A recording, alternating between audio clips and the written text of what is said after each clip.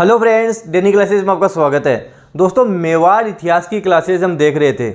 पिछली क्लास में हमने जगत सिंह प्रथम तक सारा सब कुछ देख लिया था।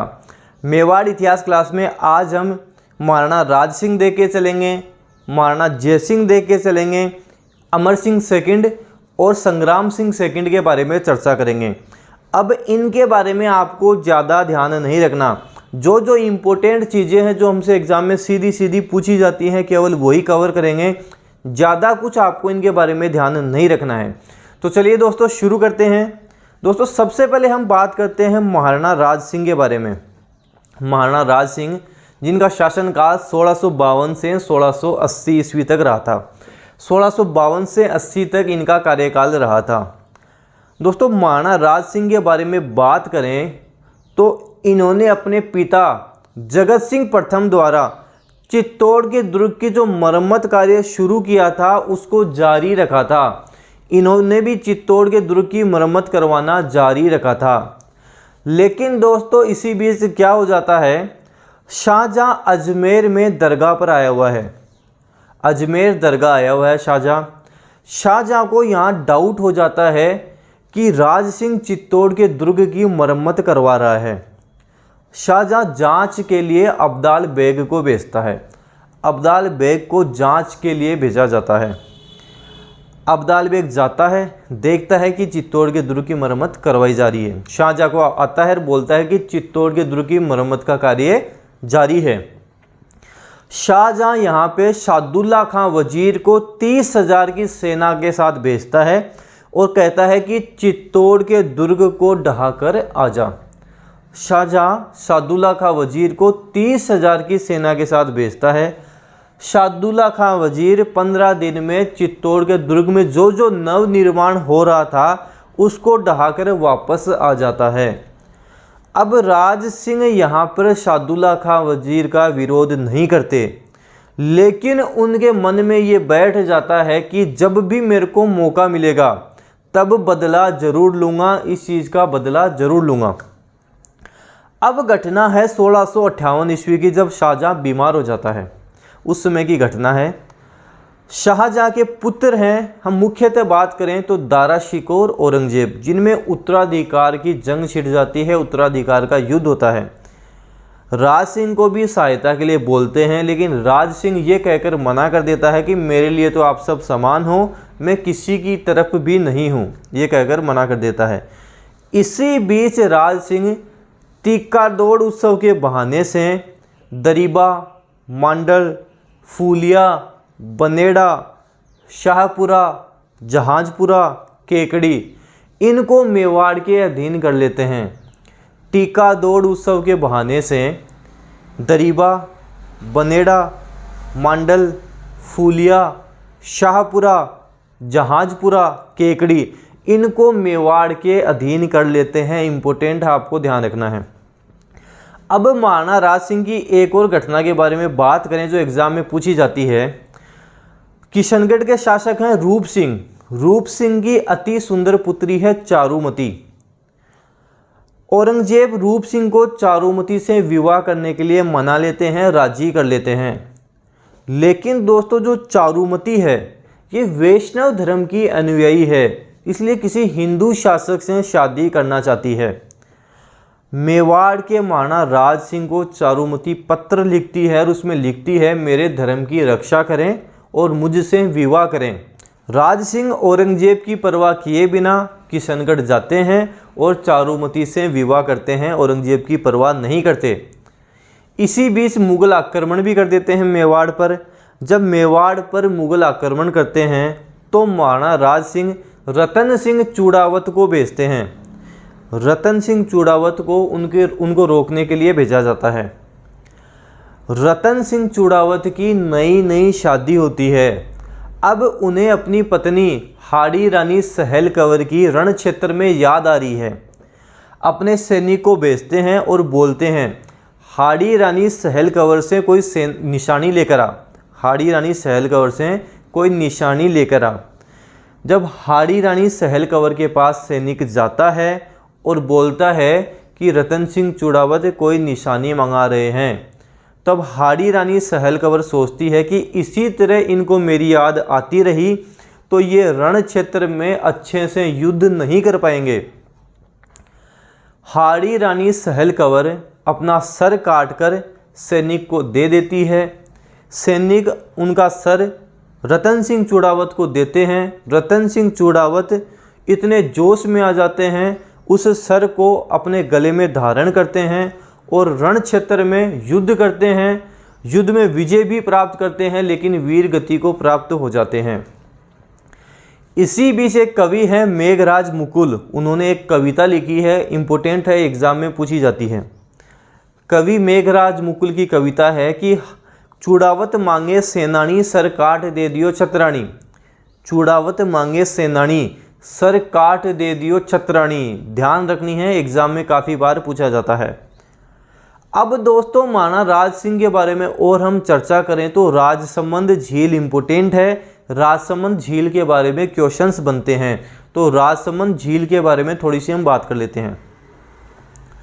राजसमंद झील का निर्माण महाराणा राज सिंह ने गोमती, ताल व केलवा नदियों के पानी को रोककर करवाया था। राजसमंद झील है, इसका निर्माण महाराणा राज सिंह ने गोमती, ताल व केलवा नदियों के पानी को रोककर करवाया था। राजसमंद झील की नींव घेवर माता ने रखी थी। राजसमंद झील की नींव घेवर माता ने रखी। घेवर माता का मंदिर कहाँ है? तो राजसमंद झील की पाल पर ही घेवर माता का मंदिर है। घेवर माता एकमात्र ऐसी देवी हैं जो बिना पति के सती हुई थी। घेवर माता एकमात्र ऐसी देवी हैं जो बिना पति के सती हुई थी। दोस्तों राजसमंद झील का उत्तरी भाग नौ चौकी के नाम से प्रसिद्ध है, जहां संगमरमर के 25 शिलालेखों पर मेवाड़ का इतिहास बप्पा रावल से लेकर महाराणा राज सिंह तक लिखा हुआ है। राजसमंद झील का उत्तरी भाग नौ चौकी के नाम से प्रसिद्ध है, जहां संगमरमर के 25 शिलालेखों पर मेवाड़ का इतिहास बप्पा रावल से लेकर महाराणा राज सिंह तक लिखा हुआ है। अब यहाँ पर जो प्रशस्ति लिखी हुई है उसे राज प्रशस्ति या राज सिंह प्रशस्ति कहा जाता है, जिसके रचयिता रणछोड़ भट्ट तेलंग हैं। राज प्रशस्ति के रचयिता रणछोड़ भट्ट तेलंग हैं। दोस्तों ये जो प्रशस्ति है ये भारत की और संभवतः विश्व की सबसे बड़ी प्रशस्ति है। राजसमंद झील के पास में राज प्रशस्ति है, वो भारत की और संभवतः विश्व की सबसे बड़ी प्रशस्ति है। ये सब राजसमंद झील के बारे में आपको ध्यान रखना है। अब और दोस्तों राज सिंह के बारे में हम बात करें तो औरंगजेब हिंदू मंदिर को तुड़वाने का आदेश जारी करता है। औरंगजेब इनके समय में हिंदुओं के जितने भी मंदिर हैं उनको तुड़वाने का आदेश जारी करता है। दूसरी तरफ राज सिंह की बात करें तो वृंदावन से श्रीनाथ जी की मूर्ति को लाकर नाथ द्वारा राजसमंद में स्थापित करवाते हैं। आपसे पूछा जाए श्रीनाथ जी का मंदिर कहाँ है? नाथ द्वारा राजसमंद में है। निर्माण किसने करवाया? महाराणा राज सिंह ने करवाया था। मंदिर स्थापत्य की और हम बात करें तो द्वारिकाधीश जी का मंदिर इन्होंने कांकरोली राजसमंद में बनवाया था। द्वारिकाधीश का मंदिर कहाँ है? कांकरोली राजसमंद में है। इम्पोर्टेंट है, ध्यान रखना है। और मंदिर स्थापत्य की बात करें तो अम्बा माता का मंदिर उदयपुर में इन्होंने बनवाया। अम्बा माता का मंदिर कहाँ है? उदयपुर में। तीनों आपको ध्यान रखने हैं। श्रीनाथ जी का मंदिर कहाँ है? नाथ द्वारा राजसमंद में। द्वारिकाधीश का मंदिर कहाँ है? कांकरोली राजसमंद में। अम्बा माता का मंदिर कहाँ है? उदयपुर में अम्बा माता का मंदिर है। ये आपको इनके बारे में ध्यान रखना है। अब एक घटना है 2 अप्रैल 1679 की। 2 अप्रैल 1679 को औरंगजेब एक आदेश जारी करता है कि जितने भी हिंदू हैं उनसे जजिया कर लिया जाए। जितने भी हिंदू हैं उन सब से जजिया कर लिया जाए। इस जजिया कर का भी महाराणा राज सिंह घोर विरोध करते हैं। अब औरंगजेब एक कट्टर शासक था, लेकिन महाराणा राज सिंह ने उनका सदा विरोध किया था। आपको ध्यान रखना है। राज सिंह के बारे में जो जो मैंने आपको बताया है ये सारी चीज़ें इंपॉर्टेंट है, आपको ध्यान रखनी है। एक बात हम और करते हैं कि मारवाड़ के शासक थे अजीत सिंह। ये जसवंत सिंह के पुत्र थे, नाबालिग थे, अवयस्क थे। वीर दुर्गादास राठौड़ इनका पालन पोषण करते हैं, औरंगजेब से भी इनको छुड़वाते हैं और आगे चलकर इनको महाराणा राज सिंह ही शरण देते हैं, केलवा की जागीरी देते हैं। जब हम मारवाड़ का इतिहास पढ़ेंगे तब अच्छे से पढ़ेंगे। कर्नल जेम्स टोड ने दुर्गादास राठौड़ को राठौड़ों का यूलिसेस भी कहा है। मारवाड़ का इतिहास पढ़ेंगे तब अच्छे से देखेंगे। तो ये सारा सब कुछ आपको राज सिंह के बारे में ध्यान रखना है, सारी चीज़ें इंपॉर्टेंट है। 1652 से लेकर 1680 तक महाराणा राज सिंह का शासनकाल रहा था। 1680 से 1698 ईस्वी तक महाराणा जयसिंह का शासनकाल रहता है। अब महाराणा जयसिंह के बारे में केवल आपको एक चीज़ ध्यान रखनी है, जयसमंद झील। जयसमंद झील के बारे में ध्यान रखना है। आपसे पूछा जाए जयसमंद झील कहाँ है, तो जयसमंद झील उदयपुर में स्थित है। जयसमंद झील राजस्थान की सबसे बड़ी कृत्रिम झील है। जयसमंद झील राजस्थान की सबसे बड़ी कृत्रिम झील है, आपको ध्यान रखना है। अब दोस्तों इस जयसमंद झील में छोटे बड़े 7 टापू हैं। जयसमंद झील में छोटे बड़े 7 टापू हैं, जिसमें सबसे बड़ा टापू बाबा का भागड़ा या मगरा है। सबसे बड़ा टापू बाबा का भागड़ा या मगरा है और सबसे छोटा टापू प्यारी है। सबसे बड़ा बाबा का भागड़ा या मगरा, सबसे छोटा प्यारी है। जयसमंद झील में सिंचाई हेतु 2 नहरें भी निकाली गई हैं। यहाँ पर सिंचाई के लिए 2 नहरें भी निकाली गई हैं, एक तो श्यामपुर नहर, एक भाट नहर। श्यामपुर नहर और भाट नहर, ये सिंचाई हेतु 2 नहरें भी निकाली गई हैं। जयसमंद झील के बारे में दोस्तों मैं आपको और बताऊं तो महाराणा जयसिंह ने झील का निर्माण गोमती, रूपारेल व झामरी इन नदियों के पानी को रोककर करवाया था। अब इन नदियों का पानी ढेबर दर्रे से होकर आता है। ढेबर दर्रे से होकर आता है, इसलिए जयसमंद झील को ढेबर झील के नाम से भी जाना जाता है। एग्जाम में सीधा सीधा पूछा जाता है कि ढेबर झील किसे कहा जाता है, तो जयसमंद झील को ही ढेबर झील कहा जाता है। महाराणा जयसिंह के बारे में केवल आपको जयसमंद झील के बारे में ध्यान रखना है। अब हम दोस्तों बात करते हैं इनके बाद में आने वाले शासक अमर सिंह सेकंड के बारे में। अमर सिंह सेकंड जिनका शासनकाल 1698 से 1710 ईस्वी तक रहा था। अमर सिंह सेकंड के बारे में आपको केवल एक घटना ध्यान रखनी है, देबारी समझौता उदयपुर 1708 ईस्वी, बस ये ध्यान रखना है। देबारी समझौता उदयपुर 1708 ईस्वी में हुआ था। क्या समझौता था, क्या हुआ था, उसके बारे में बात करें। मेवाड़ के महाराणा अमर सिंह सेकंड, मारवाड़ के राजा हैं अजीत सिंह और जयपुर के इस समय शासक हैं सवाई जयसिंह। इनके मध्य ये समझौता हुआ था। इस समझौते के द्वारा मारवाड़ के राजा अजीत सिंह को मारवाड़ का राज्य दिलाया गया और सवाई जयसिंह को जयपुर का राज्य दिलाया गया था। अब इस संधि की शर्तें क्या थी। मेवाड़ के महाराणा अमर सिंह अपनी पुत्री चंद्रकुंवरी का विवाह जयपुर के शासक हैं सवाई जयसिंह उनसे करेंगे और इनके जो पुत्र होगा वो आगे चलकर जयपुर का शासक बनेगा। इनके आगे चलकर माधव सिंह फर्स्ट पुत्र होते हैं, लेकिन वो जयपुर के शासक नहीं बन पाते। अब ये क्यों नहीं बन पाते, ये जयपुर के इतिहास में हम सारा सब कुछ देख के चलेंगे। अभी आपको बस इतना ध्यान रखना है, देबारी समझौता उदयपुर 1708 ईस्वी में हुआ था। तो 1698 से लेकर 1710 ईस्वी तक आपको ध्यान रखना है अमर सिंह सेकंड।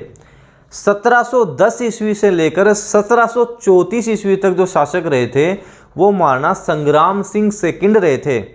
महाराणा सांगा हम पहले पढ़ चुके हैं, ये संग्राम सिंह सेकंड है। संग्राम सिंह सेकंड के बारे में जो जो इम्पोर्टेंट चीज़ें हैं वो हम देख लेते हैं। दोस्तों संग्राम सिंह सेकंड ने उदयपुर में सहेलियों की बाड़ी व वेदनाथ मंदिर का निर्माण करवाया। जब आप उदयपुर जाओ तो सहेलियों की बाड़ी ज़रूर देख कर आना, बहुत अच्छी जगह है घूमने के लिए, बहुत अच्छी जगह है। तो सहेलियों की बाड़ी कहाँ है, उदयपुर में है। निर्माण किसने करवाया, संग्राम सिंह सेकंड ने। सैसे सहेलियों की बाड़ी, सैसे संग्राम सिंह सेकंड, इस तरह से ध्यान रखना। तो उदयपुर में इन्होंने सहेलियों की बाड़ी और वेदनाथ मंदिर का निर्माण करवाया। वेदनाथ मंदिर में जो प्रशस्ति लगी हुई है उसे वेदनाथ प्रशस्ति के नाम से जाना जाता है, जिसके रचयिता रूप भट्ट हैं। वेदनाथ मंदिर में जो प्रशस्ति लगी हुई है उसे वेदनाथ प्रशस्ति के नाम से जाना जाता है, जिसके रचयिता रूप भट्ट हैं। ये आपको ध्यान रखना है। और हम इनके बारे में बात करें तो इन्होंने हुडा सम्मेलन जो 17 जुलाई 1734 ईस्वी को होता है उसकी रूपरेखा तैयार की थी। इतना सा ध्यान रखना है, संग्राम सिंह सेकंड ने हुडा सम्मेलन जो 17 जुलाई 1734 ईस्वी को होता है उसकी रूपरेखा तैयार की थी। यह आपको ध्यान रखना है। संग्राम सिंह सेकंड के बारे में और हम बात करें तो इन्हीं के समय प्रसिद्ध चित्र हैं ककीला और दमना, उनका चित्रांकन हुआ था। इनके समय प्रसिद्ध चित्र ककीला दमना का चित्रांकन हुआ था। ककीला दमना का चित्रांकन नीरुद्दीन ने किया था, ये भी आपको ध्यान रखना है। संग्राम सिंह सेकंड के समय प्रसिद्ध चित्र ककीला दमना का चित्रांकन हुआ था। इनके जो चित्रकार हैं वो नीरुद्दीन हैं, ये आपको ध्यान रखना है। तो संग्राम सिंह सेकंड तक आपको ध्यान रखना है।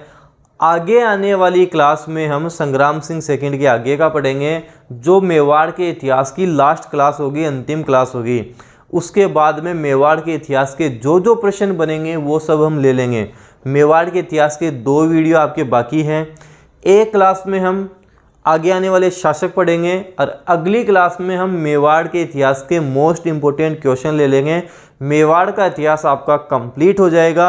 आप मेवाड़ का इतिहास किसी भी एग्ज़ाम में देख लेना, लगभग जो प्रश्न बनेंगे सारे यहीं से ही बनेंगे। दोस्तों, डेनियल क्लासेस का टेलीग्राम चैनल आप ज़रूर ज्वाइन करें। काफ़ी इन्फॉर्मेशन, काफ़ी सहायता आपको वहाँ से मिल जाएगी। वीडियो आप जितना हो उसके आपके फ्रेंड्स में शेयर करें, उन फ्रेंड्स में शेयर करें जो सीरियसली तैयारी कर रहे हैं। वीडियो लाइक करें, अगर आप चैनल पे नए हो तो सब्सक्राइब ज़रूर करना। Thank you.